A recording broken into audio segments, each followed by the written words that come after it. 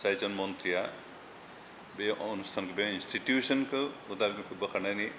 रौतानि लाइलङाव गायसननो होननानै एसे लाहार फाहार खालामदों बिथाङा बेखौ जाहाथे स्थगित लाखियो जि अरिजिनेल प्रप'ज एलेका दंखायो बेखौनो इमप्लिमेन्ट खालामनो थाखाय जों दासिमबो नेगसियेट खालामगासिनो बेखाय जोंहा उदालगुरियाव मोनसे नैबे माबानि बिटिआर एग्रिमेन्टनि मोनसे पार्ट हिसाबै मोनसे क्लज हिसाबै नेशनेल स्पर्ट्स एकाडेमि गायसननायनि थांखि दं आरो बेखौ जों इटिमेटलि थिग थाक खालामबाय डिस्ट्रिक्ट स्टेडियाम बे स्टेट गभर्नमेन्टनिफ्राय हरनाय मोनसे बेबस्था आरो स्पर्ट्स एकाडेमि बे एग्रिमेन्ट बिटिआर एग्रिमेन्टनि मोनसे पार्ट इटिमेटलि बेनि थाखाय टेन्डारबो जाबाय वर्क अर्डारबो ओंखारबाय माथ्र खामानिखौ मावनांगौ जायगानिसो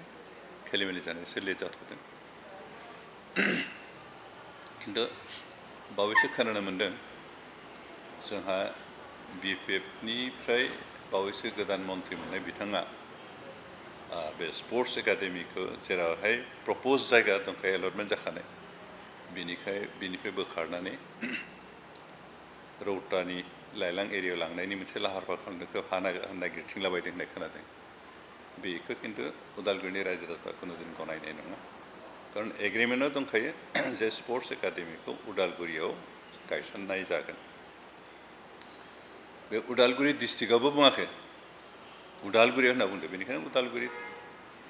खाथि खालानो जानांगोन आरो बिनि थाखाय इटिमेटलि जोंहा हाबो एलटमेन्ट जानाय दंखायो माथ्र थांनाय काउन्सिल इलेक्सन खाथियाव जानायखाय बेखौ जों दोनथ'दोंसो आरो बेयो एग्रिमेन्टनि मोनसे पार्टस बेनिखायनो एग्रिमेन्टआव जायफ्रा जड़ित थानाय दल संगठन बिथांमोननि डिसिसन मतेसो जागोन बे सोरबा मन्त्रि दायित्व मोन्दों होननानै गावनि गोसो मथे फिदिंलाबायनानै लाबथिंलाबायनो नागिरबा बेखौ रावबो गनायनाय नङा बेनिखाय आं खावलायदों जायजन मन्त्रिया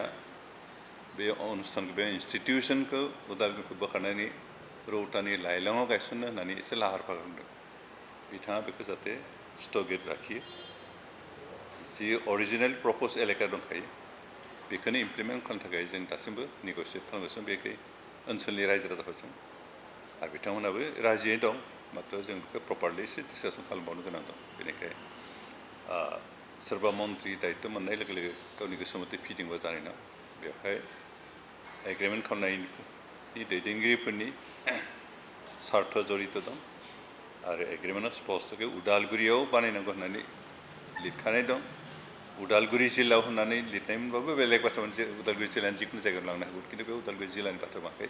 उदालगुरि होनना बुंदों बेनिफ्राय उदालगुरि ओनसोल खाथि खालायावनो जानो उदालगुरि टाउननि बेनिखाय बेखौ सोरबा बोखारनो नागिरबा सोरबा गोजान लांनो नागिरबा जों बेखौ गनायनाय नङा आरो बेयो सोंखारिथाव बाथ्रा जागोन आरो बेनिखायनो दिनै बेखिनि बाथ्राखौ आं रायजो राजाफोरनो मिथिहोनाय जाबाय जाय जन मन्त्रि गोदानै दायित्व मन्त्रि जानाय बिथाङा जाहाथे बे गावनि गोसो मथे फिदिंनो दा नाजाथों बेखौ जों सुक्ति साखरकार हिसाबै बिटिआर सुक्तिजों लोब्बा लानाय खामानि मावनाय सुबुं हिसाबै आं बेखौ